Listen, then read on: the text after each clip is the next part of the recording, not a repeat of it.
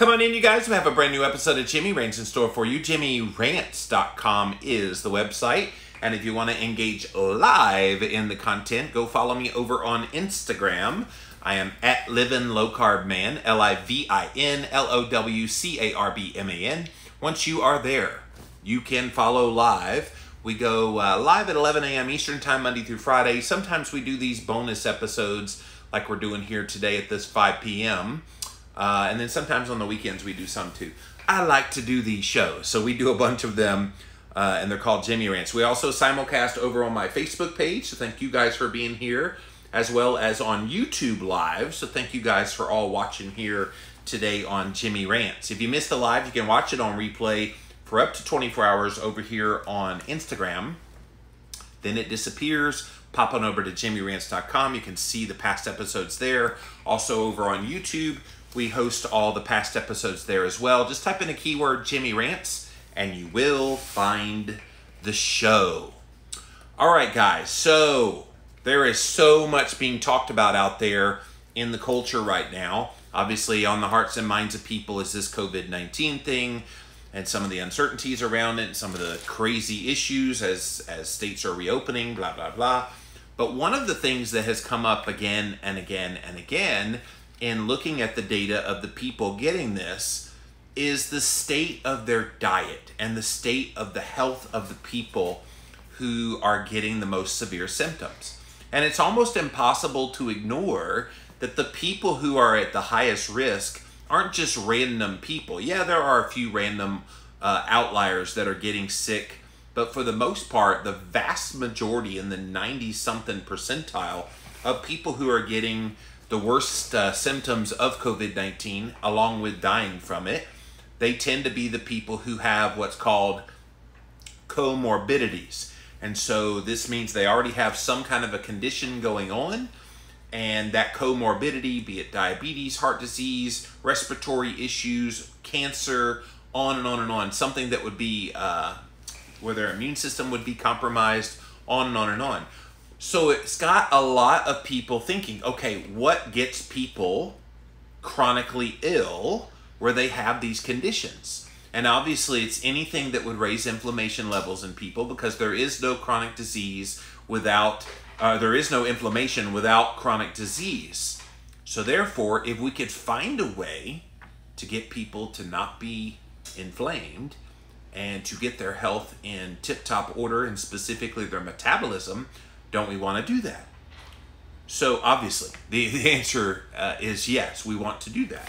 And so a lot of the medical doctors that are out there that have been looking at metabolic health for many years, they're starting to say, okay, well, now's the time we do something and try to not just use this instance to promote the message, but also to say, hey, look, this is why our message is so important.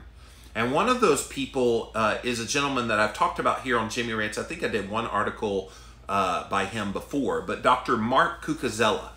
So he's a personal friend of mine. He's a medical doctor in West Virginia. He's the one, if you'll recall, I did a Jimmy Rants one time about how they removed sugar from the cafeteria. So you go to this hospital where he works in West Virginia, they have removed all sugary drinks and even like fruit juice and all sugar from the cafeteria. So when you go to that hospital, there is no sugar. And in the vending machines, they don't allow sugary sodas and fruit juices. So he's doing some really great stuff. Well, he asked the question in this headline.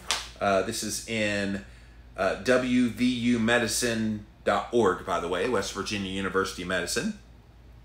Is it time to quarantine junk food? And of course, he's using the vernacular we've all been holed up in our houses, quarantine. So quarantine junk food, and let's open the path to now embracing real food instead. And of course, for a lot of you guys, this is stuff you're already doing. But think about how we could have this discussion now. And you could have it on a very personal level, because people are worried about COVID-19 and worried about getting sick.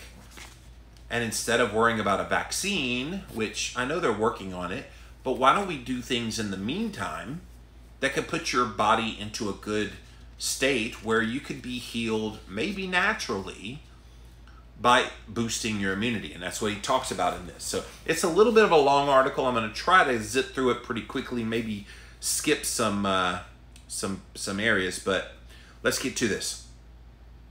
So as our nation prepares for the next phase of the coronavirus pandemic, we deliberate over a roadmap outlined by former Commissioner of the Food and Drug Administration, FDA, Dr. Scott Gottlieb.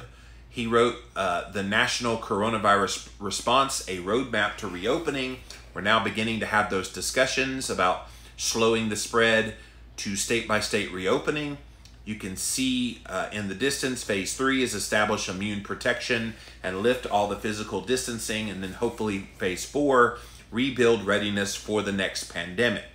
Whether you're in healthcare, government, or in the military in a time of crisis, the one consistent rule is that it's always best to tell the truth. And Dr. Cucuzzella is about to tell some truth.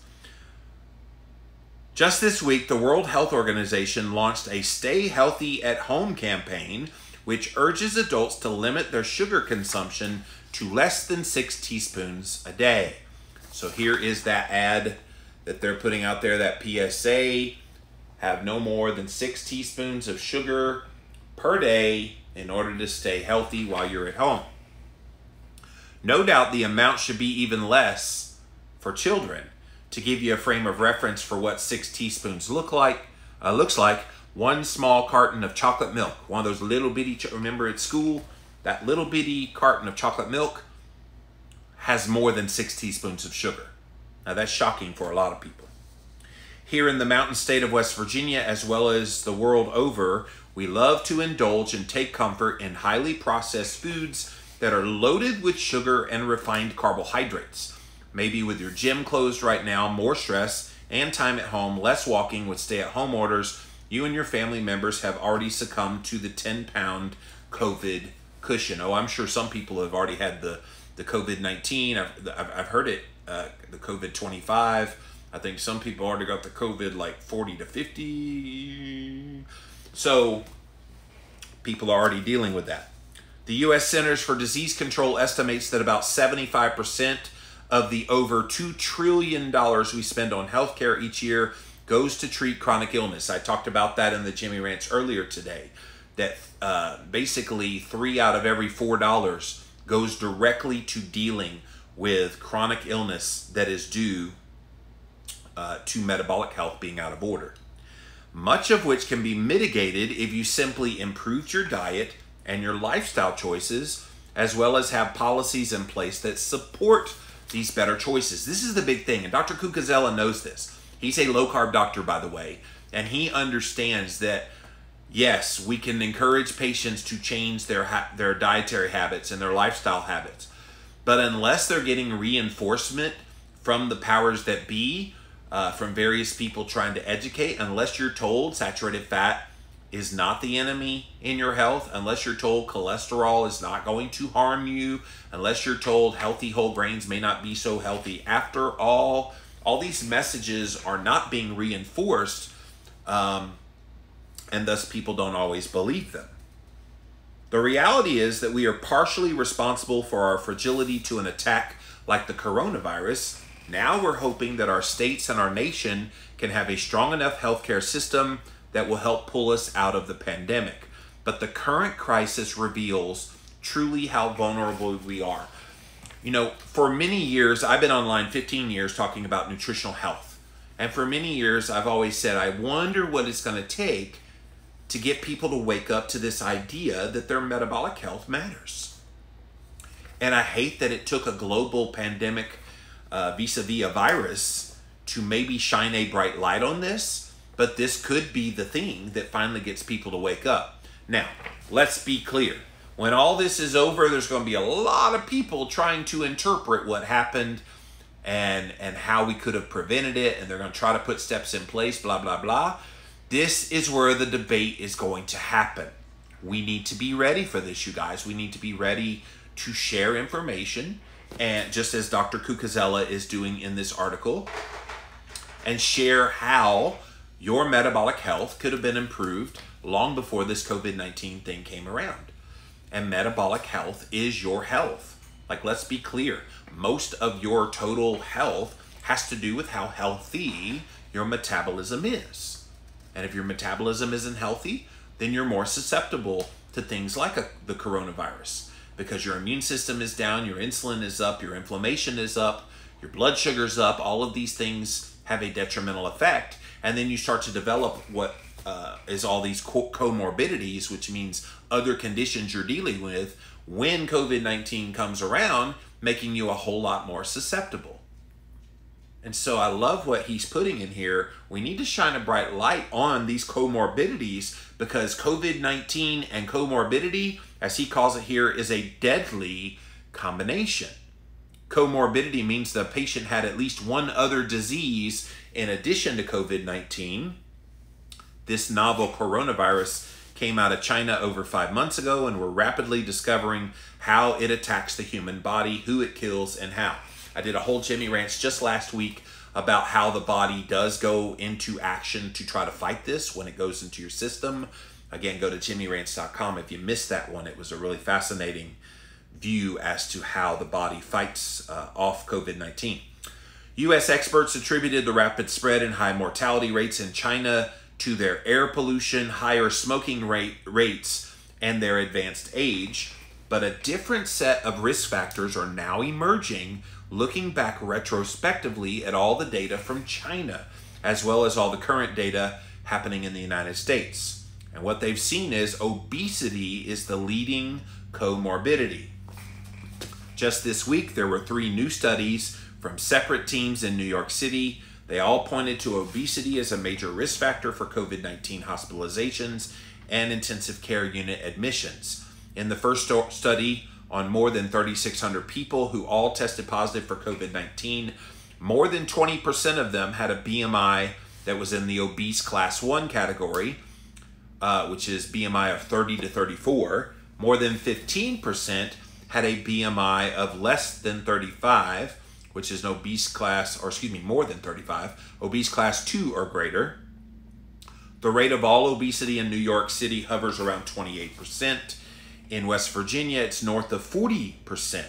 Importantly, though, the rates of intensive care admissions were double for those with a BMI over 30, nearly 4 times with those of a BMI greater than 35. In the second study, again from New York City, they looked at over 4,000 COVID-19 patients. They found that apart from being over 75 years old, obesity was the most significant risk factor predicting hospitalization and the need for critical care. The third study looked at records from 5,700 people with COVID-19. They had also been admitted to hospitals in New York City. 94% of them had at least one comorbidity, and the most common were hypertension, obesity, and diabetes. So he's got a graph here of the most common health problems among all the hospitalized COVID-19 patients. 88% had more than one comorbidity, meaning they had massive amounts of other things going on before they got COVID-19. The top one is hypertension, 53%. Obesity, which is a BMI over 30, 42%. Diabetes, 32%. Morbid obesity, which is BMI over 35 at 19%. Coronary artery disease at 10%. Asthma, 8%. And then it's on down from there. But more than one comorbidity, meaning there's multiple things going on with these people. 88%, like almost 9 out of 10 people had multiple comorbidities. Only, 6.1% had none. Meaning 94-ish% are already metabolically unhealthy. Only a very small little few were not unhealthy. Pretty interesting. This week's report from the Centers for Disease Control and Prevention, covering more than a dozen states and thousands of patients, reported hospitalization and complication and death rates were highest amongst those who were 65 years or older and those with underlying medical conditions. Approximately 90% of the hospitalized patients identified through COVID-19 had one or more underlying conditions. most commonly obesity, hypertension, chronic lung disease, diabetes type 2, and cardiovascular disease. Most of these, you guys, are chronic diseases that are mitigated through diet and lifestyle. The only one is chronic lung disease. It's the only one that doesn't fit the category of diet and lifestyle that would fix that. But most of that's from smoking and other things. In a recent meta-analysis of the most current data confirms the greatly increased risk with the usual comorbidities that we see in daily practice. Again, Dr. Cucuzella, who's writing this, is a medical doctor who looks at patients on the daily in West Virginia. From the conclusion, they look at hypertension, diabetes, COPD, cardiovascular disease, cerebrovascular disease, which is the brain disease, are major risk factors for patients with COVID-19. While we already knew that elderly people were at a greater risk for this and to be hospitalized, the degree to which underlying medical conditions contribute to an increased risk is astonishing. The lesson here is that we should be focusing on everything possible to try to reduce these rates of all these diet-related diseases. Now, earlier, I know he mentioned obesity being a common thread. Obesity is one of those risk factors. But generally, when you see obesity, you see other things going on metabolically, like a lot of these things, like high blood pressure, like type 2 diabetes, like cardiovascular disease, on and on and on. Almost all of these comorbidities, which include hypertension, diabetes, coronary artery disease, and obesity, are linked to the common cause, the root cause. I talked about it this morning, you guys, insulin resistance. According to one recent estimate, 88% of Americans have markers of insulin resistance, which is the root cause of the so-called metabolic diseases like obesity, type 2 diabetes, and cardiovascular disease. 88%, which means only 12% of the population is well. And we wonder why people are succumbing to the COVID-19. If you're not metabolically well, your body can't fight this thing off. But isn't it interesting? People want their cookies and their cakes and their donuts and their Coca-Cola and their fast food and all the junk food galore. And yet now we're seeing the ramifications. We don't have a vaccine deficiency. We have an overcarbed society. And in this overcarbed society, we're now reaping what we've sown with our head in the ground of not paying attention to metabolic health. Now, a lot of you guys have, and it's wonderful. We have opened our eyes. A lot of you guys have reversed a lot of these chronic diseases that we're mentioning here today. But other people are just like totally oblivious. Eat, drink, and be merry, as they say. And this is preventable. I really do hope this is the wake-up call that people have been wanting. Like people are, oh, I wish I could get motivated. If this doesn't motivate you to change your diet and your lifestyle so that you are healthier, I don't know what's going to do it. And I know a lot of people that are dealing with these comorbidities that they're staying scared, locked up in their houses because they know they are the most susceptible. And they should be scared. Because when you have these comorbidities, they're seeing that those are the ones that don't deal with COVID-19 very well. Witnessing how these diseases are increasingly implicated in poor outcomes for the coronavirus victims, we need to be taking insulin resistance far more seriously. And like I said this morning, if you missed my Jimmy Rants from 11 a.m. this morning, go back and watch it at jimmyrants.com or over on YouTube. But we talked about, it was 3 medical doctors that made the case that we've been focusing on the wrong things. We've been telling people lower your cholesterol and cut your calories. And those were the exact wrong messages to be sending out. We need to be telling people pay attention to the insulin resistance, which is what Dr. Cucuzella is doing here. So let's take a look at the markers of a metabolically healthy individual, and let's see if you pass the test. You guys ready? Number 1, waist circumference. Take 2 times your waist at the belly button. It should be less than your height. And so do your waist all the way to the belly button. Do it again, belly button. And that total number of inches should be no more than the total number of inches tall you are. Systolic blood pressure, that is the one on top, should be no more than 120, okay? Diastolic blood pressure, which is the one on the bottom, should be no more than 80.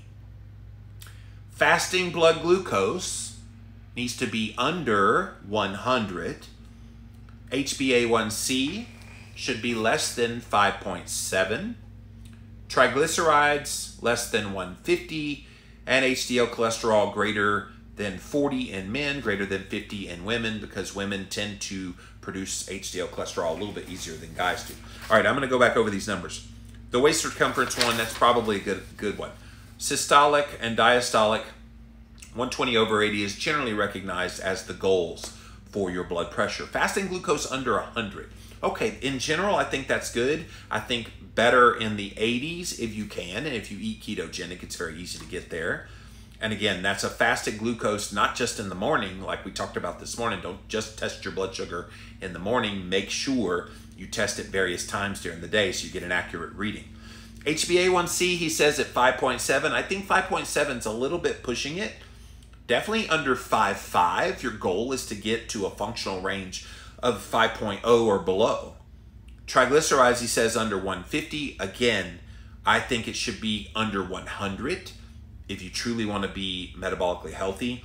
And then HDL cholesterol over 40 in men, over 50 in women. It should definitely be well over 50 in both men and women, at least according to the research that I've done.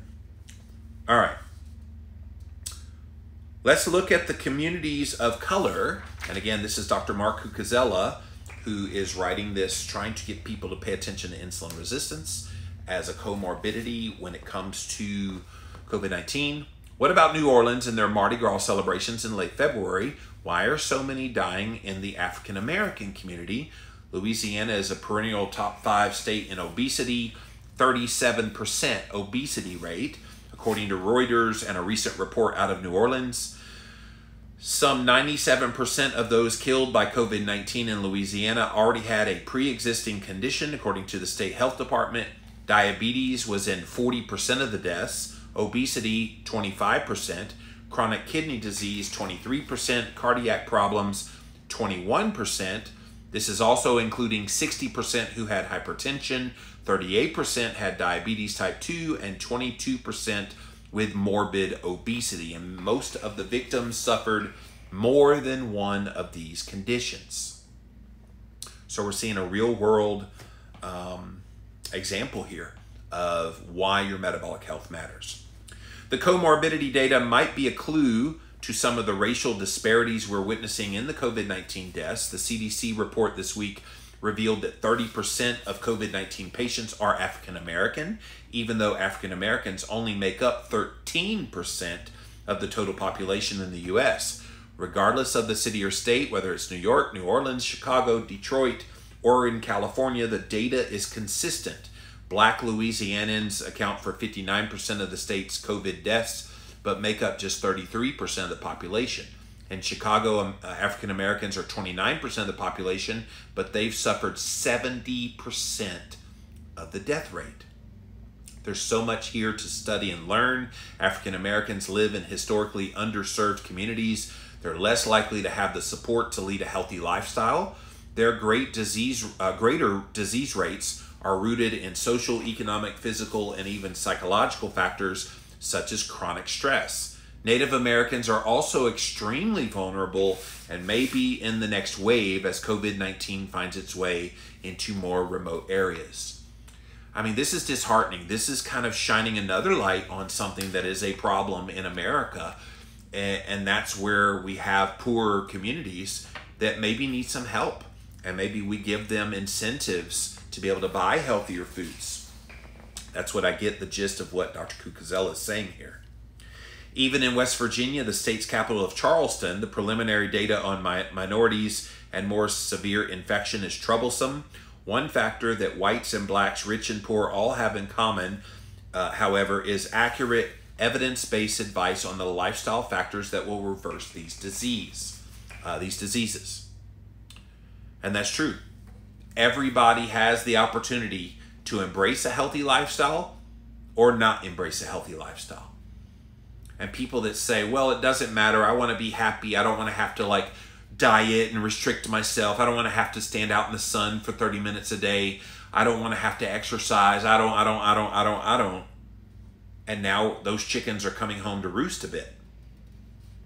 And we can't sweep this under the rug. We need to tell it like it is. We need to let people know your choices in your diet and your lifestyle are directly impacting your risk for this thing.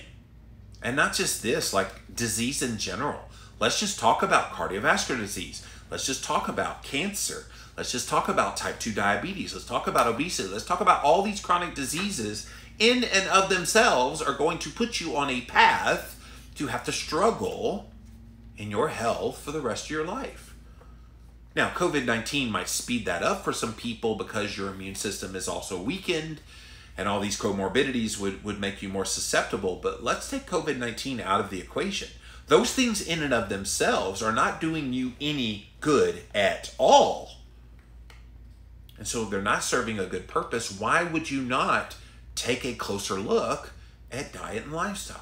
And of course, I've talked for years about the nuances of the psychology of why people would embrace change versus those who don't embrace change. I got plenty of Jimmy rants to talk about all of that. Suffice it to say, in this discussion, there are answers for everyone who is at risk for this. And there's really no excuse as to why people can't try to make better choices if they truly care about their health. Possible mechanisms for worse COVID-19 outcomes. Some of this I've addressed in some previous Jimmy rants, but it's worth repeating. So based on the preliminary data that has been emerging, the following are possible ways that obesity and other chronic disease might be contributing to worse COVID-19 outcomes. This first one is one that I brought up when I was talking about how the virus and how the body attacks the coronavirus when it comes into your body. The role of the ACE2 receptor. So a virus works by gaining access to the cells of its host, and then it hijacks a receptor on the cell. So in the case of SARS-CoV-2, access is obtained via the ACE2 receptor, which is why the virus gains access to so readily through the lungs and then through the small intestine. These tissues have ample amounts of these ACE2 receptors. The vascular system also abounds in these receptors, and they are upregulated in conditions like hypertension. So if you already have high blood pressure, it makes it a whole lot easier for these receptors to be uptaken. We're witnessing the lungs, the GI system, gastrointestinal, vascular system, and your heart health, which is a big vascular organ, as vulnerable during this attack. And we know when the COVID-19 hits, it sets off basically this cascade bomb of inflammatory things happening, and it hits fast and furious. So if you're already weakened, you can see why this ACE2 receptor is so critical. Studies in this area are still in their infancy, but there's some logic to the connections that they're already making. Endocrine and metabolic link, a recent paper, Endocrine and the Metabolic Link to Coronavirus Infection, discusses the negative impact of the virus on the pancreas, indicating that the coronavirus might exacerbate or even cause diabetes by seriously damaging pancreatic islets where insulin is formed. This is why getting your pancreas to be in tip-top shape, lowering insulin, lowering blood sugar before this hits is so critical. Diabetes combined with this pneumonia from COVID-19 may in fact form a vicious circle with an impaired beta cell function combined with glucose dysregulation, which amplifies all the negative effects of the virus. This is why getting your blood sugar down is critical. Getting your inflammation levels down are critical. Getting insulin down is critical. You get those down, and when this thing hits, you don't already have a damaged team. You want the strongest team possible to be able to keep you healthy. We are witnessing now unusual cases of clotting, blood clotting, and strokes. This 2006 paper was called Hypoglycemia Stimulates Coagulation, whereas hyperinsulinemia impairs fibrinolysis in healthy humans. In a bit of revisionist history, the paper states the differential effects of hyperglycemia and hyperinsulinemia suggest that patients with hyperglycemia, which is high blood sugar, due to insulin resistance, are especially susceptible to thrombotic events by a concurrent insulin-driven impairment of fibrinolysis and a glucose-driven activation of coagulation. More revisionist history from a 1972 paper showed that hyperglycemia negatively affected white blood cell defense against infection. High glucose impairs the cells in the innate immune response to invading organisms. So researchers and clinicians will need to sort out whether COVID-19 related cases are associated more with the patients who are in poor metabolic health. It cannot be emphasized enough. Get your metabolic health in order.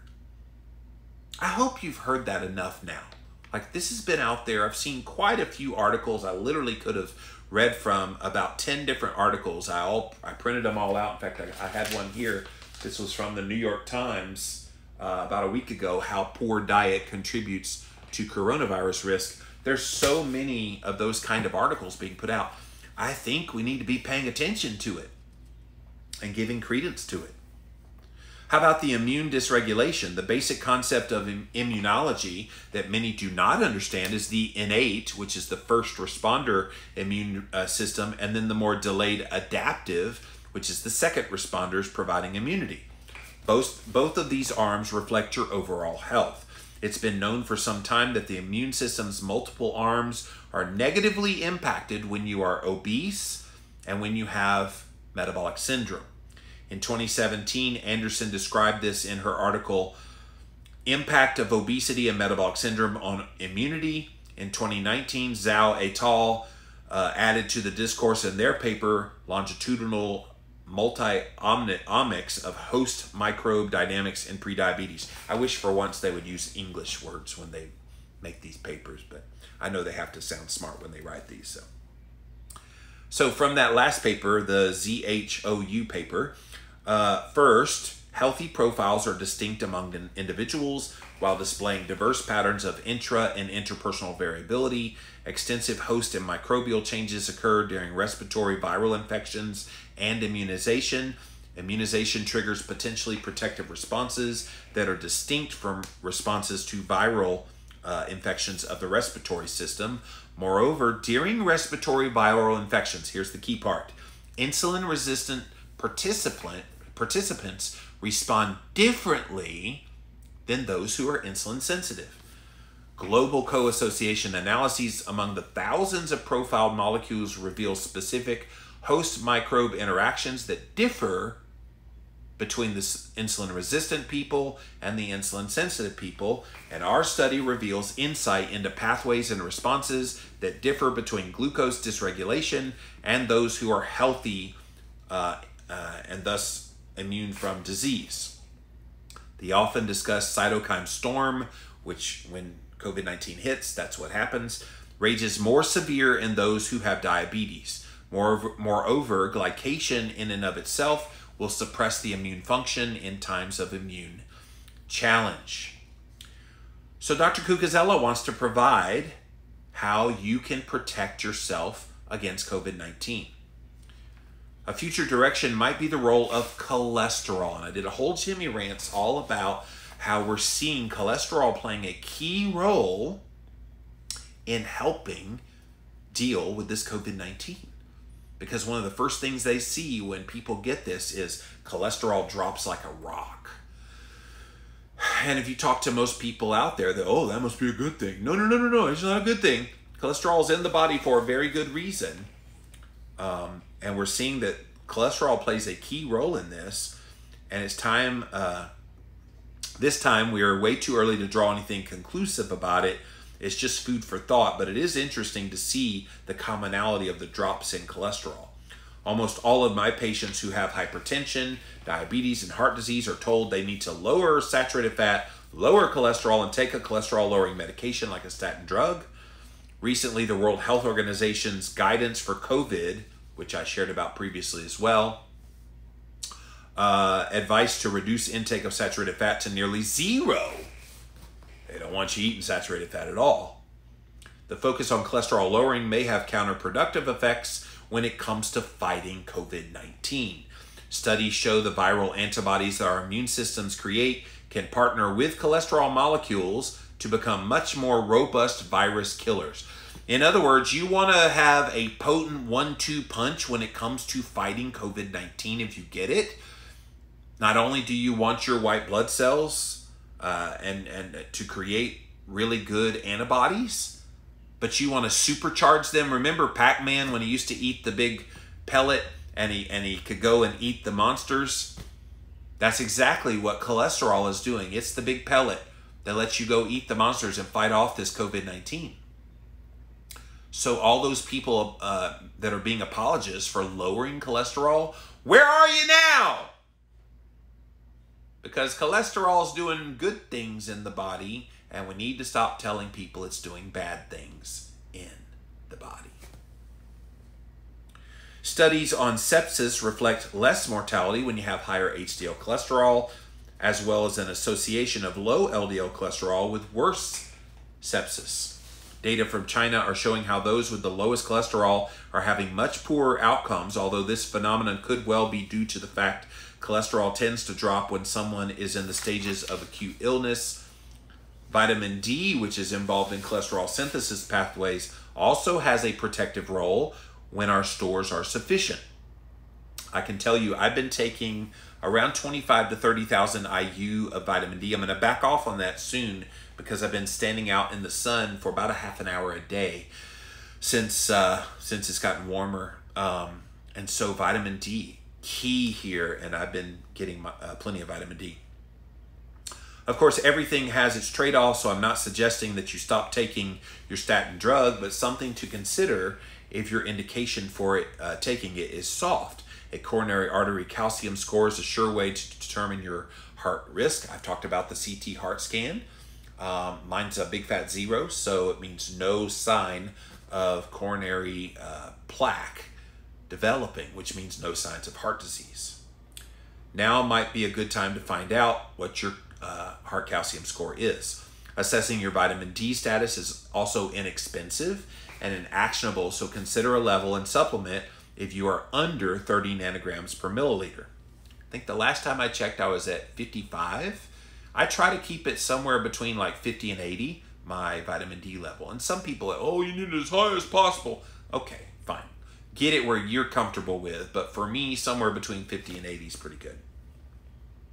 So what can we learn from the front lines of COVID-19? Critical care doctors from the world are observing and researching all the connections.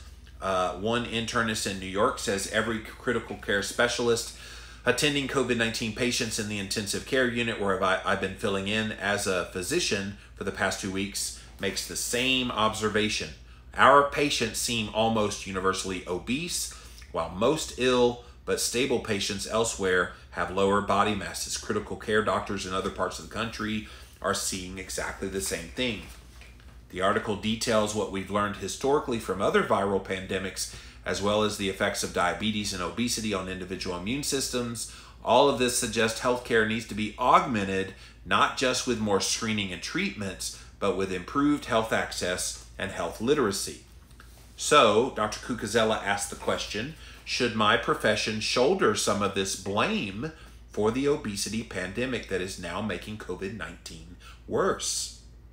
We've often blamed the victim, meaning the patients, for having obesity, but obesity and excessive body fat is also a global pandemic.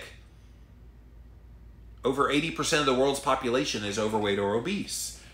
My good friend and colleague in sports medicine, Dr. Phil Maffetone, shares some amazing data in a paper called The Perfect Storm, COVID-19 Pandemic Meets Overfat Pandemic. This is the funny thing. We have put a strong, bright light on COVID-19 for all the obvious reasons. And yet here we have something that is afflicting 80% of the population. And as that statistic said earlier, 88% have some form of metabolic chronic disease health issue underlying.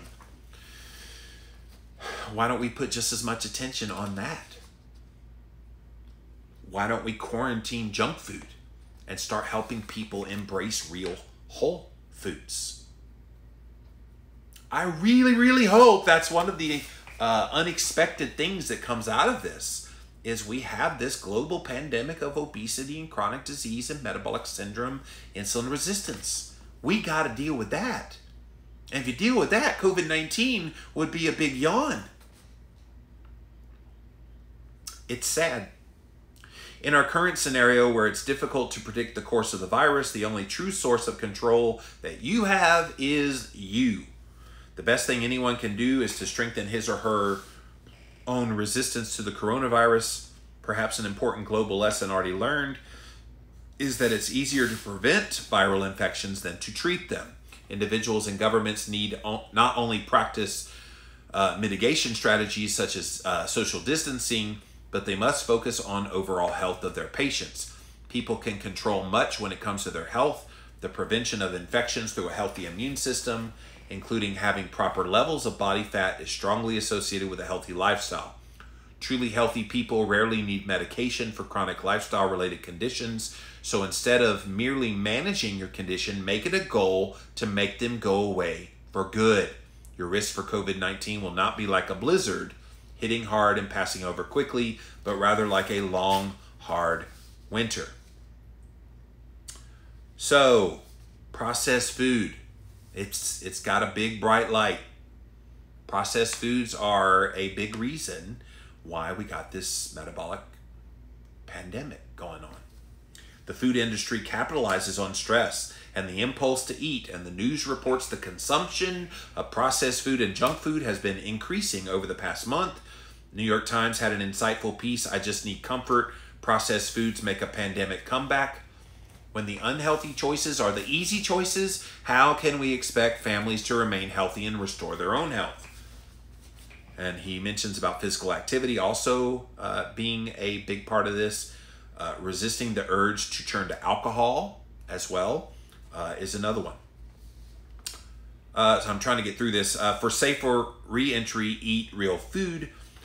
Despite all the gloom and doom, I marvel at the individual and national response to the crisis amongst my health colleagues. We do all these things like social distancing, masking, applying personal hygiene.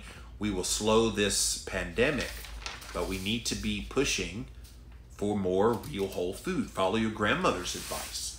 Eat nutrient-dense foods like seafood, eggs, meat, not relying on failed thinking from the 1980s. Eat for low and stable blood sugar, and if you have diabetes, try to get a continuous glucose monitor.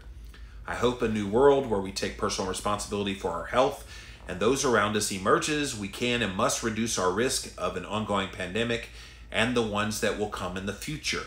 The ongoing diabetes, obesity, and metabolic disease pandemics remain in the background, exerting their negative effects. It's time now to take back our health.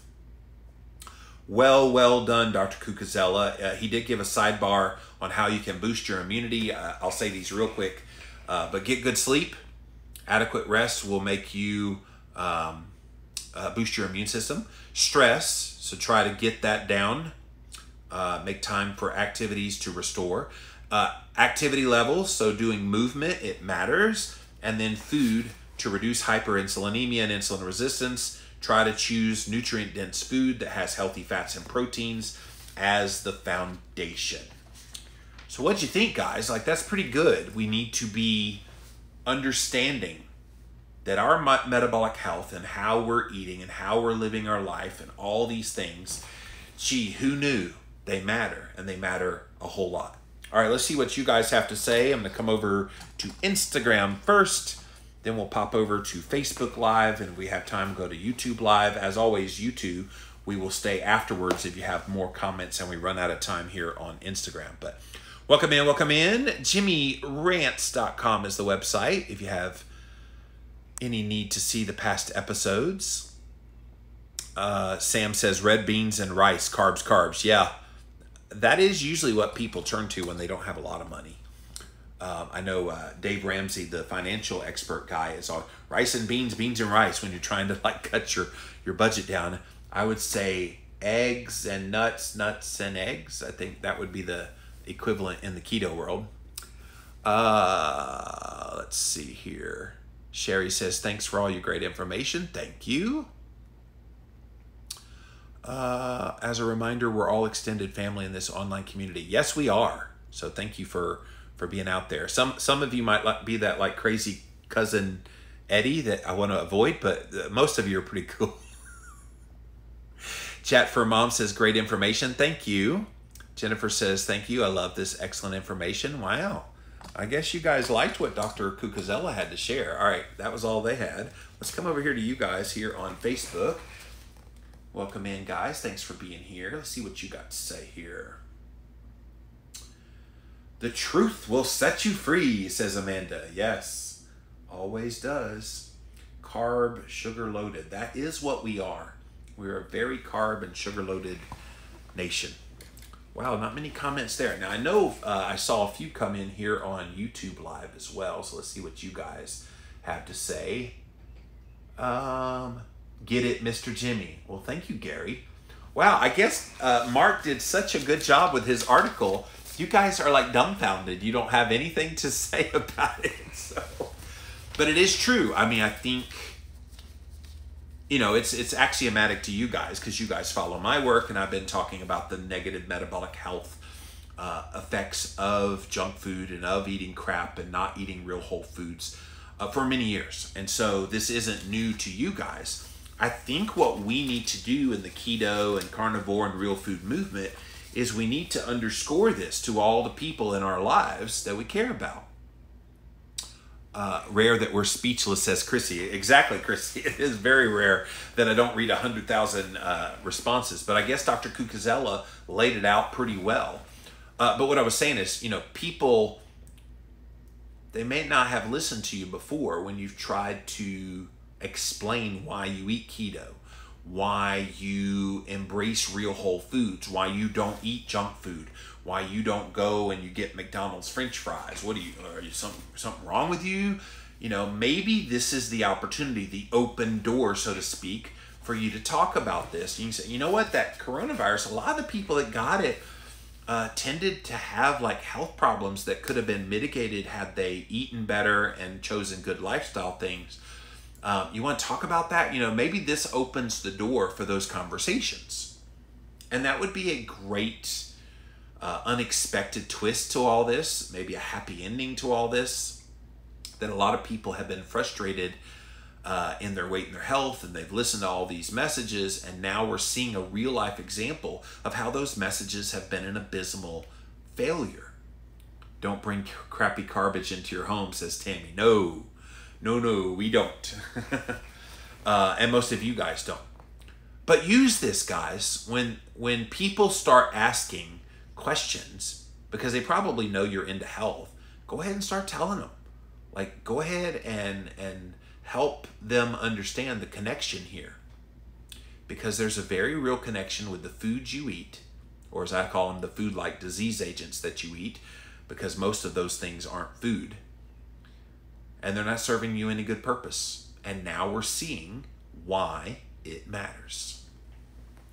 That's it for this episode of Jimmy Rants. JimmyRants.com is the website. As always, if you want to follow me, we go live Monday through Friday, 11 a.m. Eastern, also 5 p.m. Eastern. Every once in a while, we do a 5 p.m. Eastern one, Monday through Friday, and then sometimes on the weekends. But go over to Instagram. That's where all the fun begins. I'm at Living Low Carb Man there, LIVINLOWCARBMAN. Once you are there, engage live, but also stick around. We do a lot of great content on my page as well as on my stories. So thank you for checking it out on Instagram. It stays up on Instagram for 24 hours on replay. After that, it does disappear. You'll need to pop on over to JimmyRants.com. That's where all the past episodes are housed. And then we also put them up over on YouTube. Thank you to my Facebook page and my YouTube page for watching live as well. So go type in a keyword Jimmy Rants over on YouTube and you will find the show. So guys, that's it for now. Until next time, we'll see you then.